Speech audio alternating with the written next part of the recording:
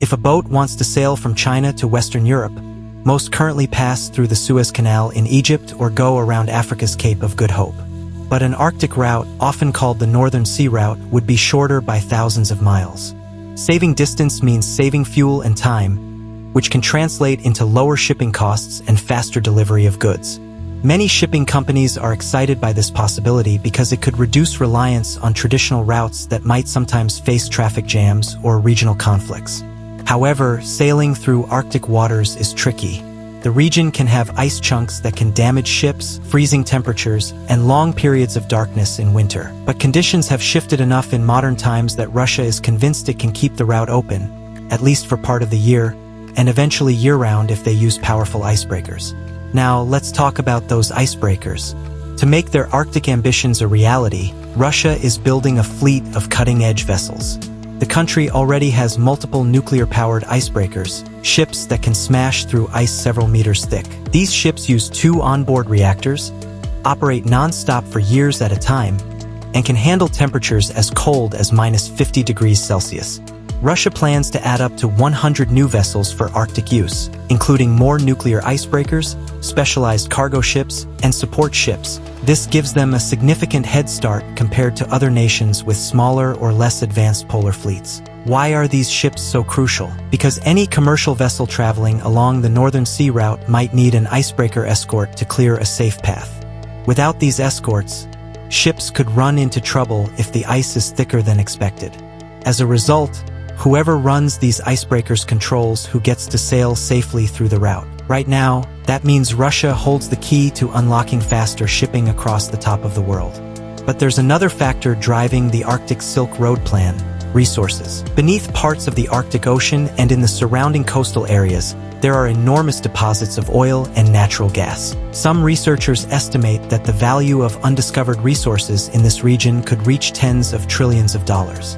Russia believes tapping into these resources will strengthen its economy and make it a leading energy supplier. That means the Arctic isn't just an empty stretch of ice. It could be a major source of wealth. In 2008, a former Russian president made the Arctic a national priority. He declared it would be the resource base for the 21st century, setting the stage for a stream of government-driven projects. That's why the Russian government approved a $300 billion program to build brand new ports, power plants, pipelines, airports, and even entire towns in the far north. All these projects are supposed to work together, creating an environment where natural resources can be extracted and shipped out along the Northern Sea Route. One of the most ambitious efforts is called the Vostok Oil Project, estimated to cost over $150 billion. It's located on the Taimyr Peninsula in northern Russia, a remote place known for extremely cold temperatures and fierce winds. Vostok Oil alone is set to create thousands of new wells that could pump out millions of barrels of oil each day, reportedly as much oil as what comes out of the entire North Sea. To manage a project of this size in such tough conditions, developers are not only building the oil infrastructure itself but also airports, power plants, and more than a dozen small villages to house workers. Despite its scale, Vostok Oil has faced delays. The cold environment slows construction to a crawl.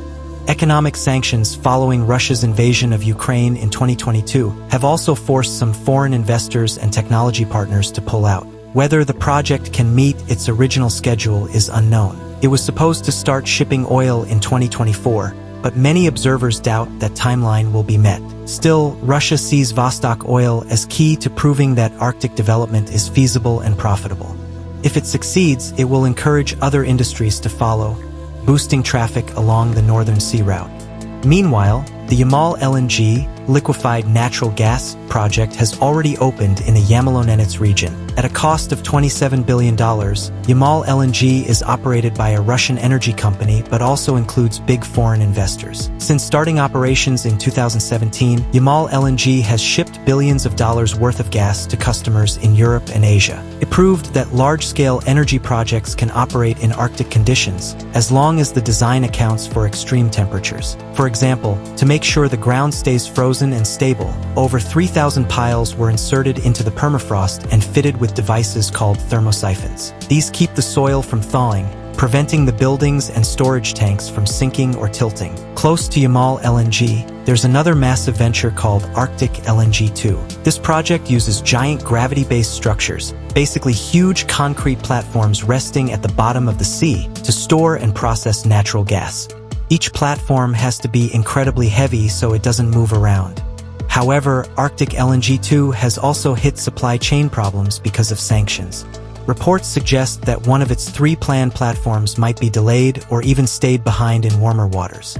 This shows how challenging it can be to develop energy megaprojects in far northern latitudes, especially without external partners. Alongside these oil and gas ventures, Russia is upgrading its northern ports to handle more shipping traffic. 2 of the most important are located at Murmansk in the west and Vladivostok in the east. These cities mark the starting and ending points of the Northern Sea Route. Specialized terminals are being built so vessels from the Arctic can transfer their cargo to more standard ships going to Europe, Asia, or other destinations. Additionally, Russia aims to improve roads, railways, and air bases that connect to these ports, making it easier and cheaper to move cargo once it arrives. Russia also has plans to boost tourism in the Arctic, hoping that improved infrastructure will draw adventurous travelers. It might sound surprising, given the harsh climate, but the Russian government believes there's a market for extreme tours. Some reports claim that a 2-week trip to the Taimyr Peninsula can cost tens of thousands of dollars. Whether it becomes a booming industry remains to be seen, but the fact that this is on the agenda underlines how serious Russia is about turning its Arctic regions into commercial hubs.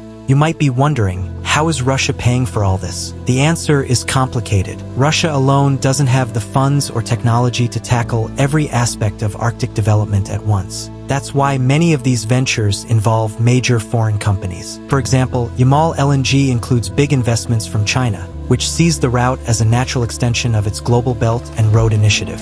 China even calls itself a near-Arctic nation, which might sound odd on a map, but it reflects the country's desire to take part in developing faster routes for shipping goods. Meanwhile, multiple Western investors have pulled out or reduced their involvement in Russian projects following the invasion of Ukraine. This situation has pushed Russia and China closer together, with China stepping in to invest where some Western players have exited. For Russia, having a major partner like China helps keep progress going.